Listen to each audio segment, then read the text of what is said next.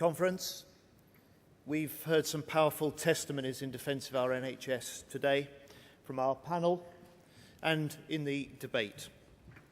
Today, we reject the Tories' plans. We back the founding principles of the NHS and we dedicate ourselves to winning a Labour government able to lead the NHS again. A Conference, as your Shadow Health Secretary in the last year, it has been a privilege to work with an outstanding Shadow Health team. To work with the SHA and many of you in our health unions, and to work with Norma Stevenson and our Health Policy Commission. But the greatest privilege has been meeting the men and women of the NHS and hearing patients' experiences. Last week I was with Margaret Pritchard, a long-time campaigner for Wiston Hospital. She's never forgotten the NHS under the Tories. People waiting hours in corridors on trolleys, she said. I know, I was one of them.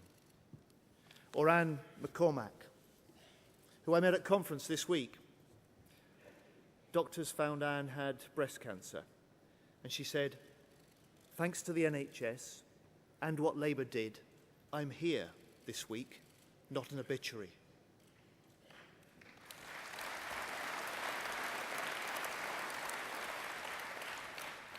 We take great Labour pride in the creation of the NHS and in the great improvements patients saw with 13 years of Labour investment and reform. Hundreds of new hospitals and health centres, thousands of extra doctors, nurses and specialist staff, millions of patients with the shortest ever waits for tests and treatment in history.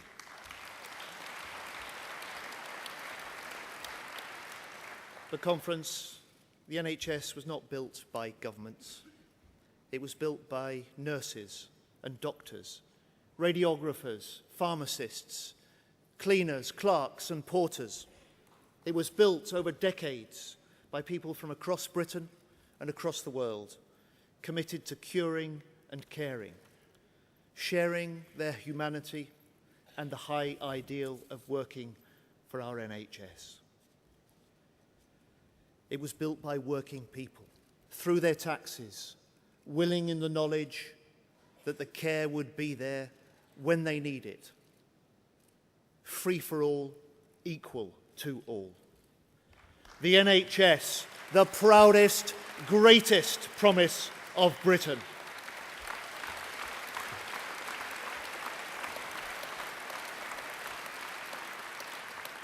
And even David Cameron declares his love for the NHS, but he's never been straight with people. He's breaking each and every one of the promises he made on the NHS. To protect the NHS, broken. To give a real rise in NHS funding, broken. To stop top-down reorganisations, broken. And that's why people are seeing the NHS go backwards again under the Tories. Services cut, treatments denied, long waiting times up. You know, we've seen over 1 million people suffer long waits for treatment under David Cameron since the election, breaking Labour's patients' guarantees. And the Prime Minister is in denial about the damage his government is doing. The chaos of the biggest reorganisation in history, the waste of billions of pounds on new bureaucracy, the betrayal of our NHS in a health bill that will break up the NHS as a national health service and set it up as a full-scale market, ruled for the first time by the full force of competition law. No one wants this. No one voted for this.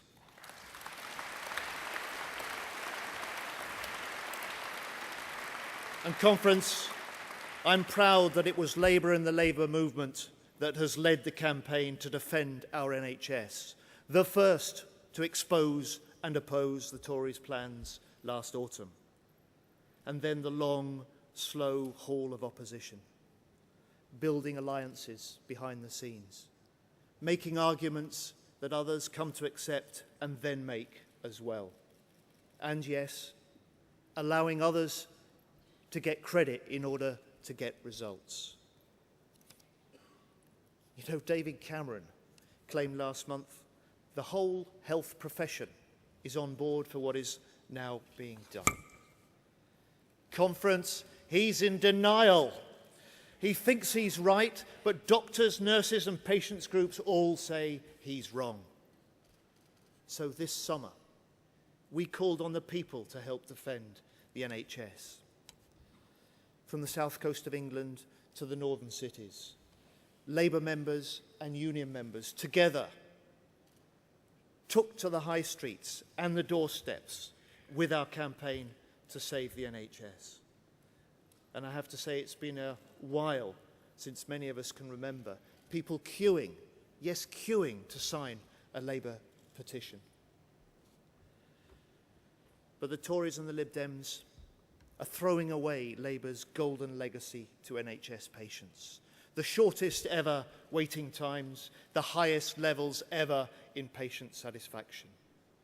They're destroying the goodwill of NHS staff to support further reform. And they are piling extra pressure on the NHS to make short-term cuts rather than long-term changes. Yesterday, Ed Miliband set out our Labour values.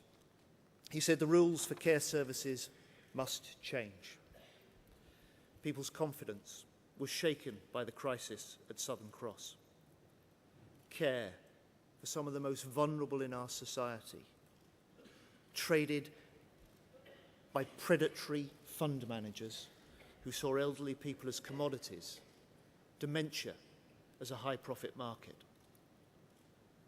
Well, we didn't act before, but we will in the future. So we will regulate for the best business standards as well as the best care standards.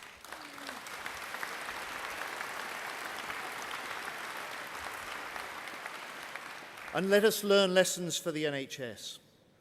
This health bill opens up all parts of the NHS to private companies, backed for the first time by a competition regulator and competition courts.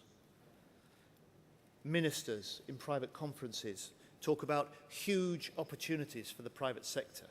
Their civil servants hold secret talks on handing 22 National Health Service hospitals to a foreign multinational. Privatising NHS hospitals will drive a wedge between hospitals and the wider health service.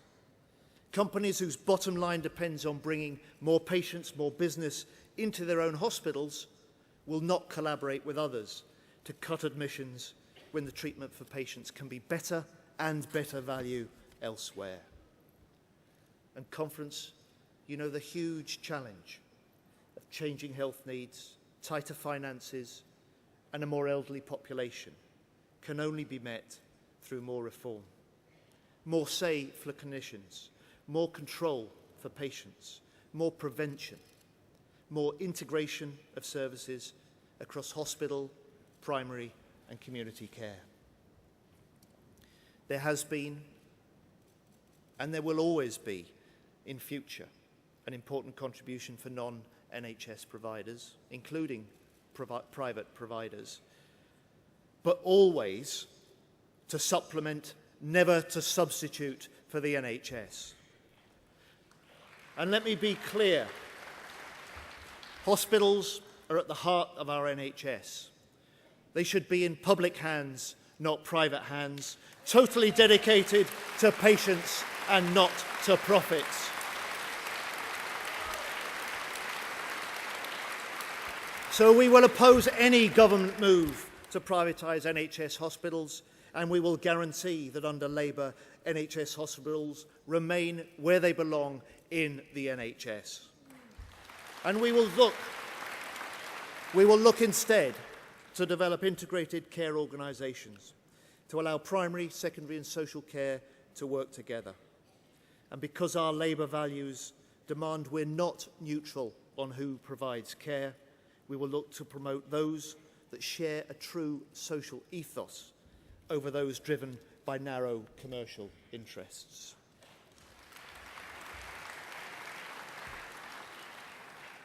Conference, I had an email the other day from a mental health nurse. He said, "You and your Labour colleagues are the last bastion of the NHS. Don't let us and future generations down." Conference, the health bill has been through the Commons, but the battle is not over. The NHS was built by the people. It is cherished by the people. It belongs to the people. And let us tell David Cameron today that we will give voice to the dissent of the people who heard your promises and saw your posters, people who wanted to believe you at the last election but now see the old truth, that you cannot trust the Tories with our NHS.